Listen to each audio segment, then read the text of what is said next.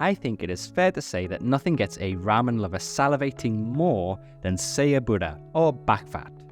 Adding some Backfat to a bowl can really elevate the broth's umami richness, and this week's bowl was no exception. This week, Ramen Walker Kitchen was proud to feature Minami Keisuke of Wakamusha to give us an excellent taste of their 3-chicken Shio broth with a healthy dose of Backfat and some of the most tender chashu that you can find. So let's jump right in. Straight away, the smell of that chicken broth circulated throughout the restaurant this week. It immediately reminded me of Sundays as a child in the northeast of England, smelling that roast chicken emanating throughout the house. From the get-go, I was excited. The broth itself had wonderful flavors, made with 3 breeds of chicken. The broth alone was of excellent quality, with plenty of umami richness and a great salty base. It was the Backfat that elevated this broth, however. To me, Backfat in ramen is an interesting topic. I absolutely love Backfat, but some ramen stores in Japan can go quite overkill with the amount they put in. Sometimes it can even be comical with how much Backfat some stores use.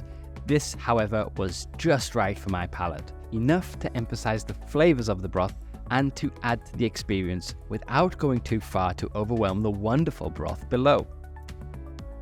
But what made this Backfat even better was the tomomi noodles.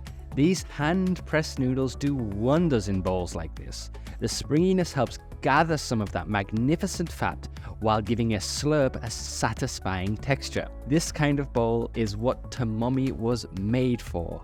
10 out of 10. It is hard to put into words how great the chashu was in this bowl. I opted to get extra because it looked so amazing in the preparation. The thing I loved about the chashu was that it almost felt like an edgy part of the bowl. There was no consistency in the size of the chashu, and I say that as a positive. The varying cuts helped give each slice its own feel and texture. Every one of these slices was incredibly tender, falling apart in my chopsticks and melting on the tongue.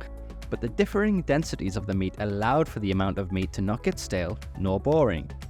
I thoroughly enjoyed each slice of this meat, and the deep roasted flavors were made more impactful once again by that amazing broth.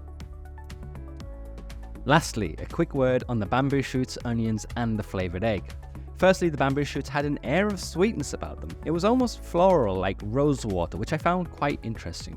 The flavored egg was slightly on the more boiled side. It had great flavorings, but I much prefer a melty ajitama in my ramen. And finally, the onions in this bowl really helped finalize the flavors of the broth. They had a slight sourness to them that really came through towards the end of the bowl. The contrast of the flavors was actually very strong, more so than usual. I loved it.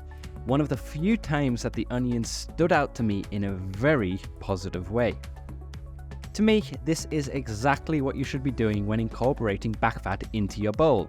Pairing it with a simple but rich flavored broth, wonderful meat, and some bold and lively hand-pressed noodles is a recipe for victory. 福島県のMendokoro Wakamusha南圭介と申します。会津の、福島県の食材をふんだんに使った、鶏と会津の山塩っていう塩ラーメンを、今回は作っております。塩ラーメン、今回塩ラーメンなんですけど、鶏の出汁を取ってるんですけど、だからスープ作りから、しっかりアクを取って沸騰させないように、透明なスープを心がけて作っております。福島県は震災で、地震の震災でいろいろありましたけども、食材はいろいろ全然風評被害とかすごいいっぱいありましたけど、全然気にしないで全然大丈夫、安全なものが出てるんで、ぜひ食べていただければよろしくお願いします。日本の、福島の、美味しい食材がいっぱい詰まっているラーメンなんで、ぜひ機会があれば食べてみてください。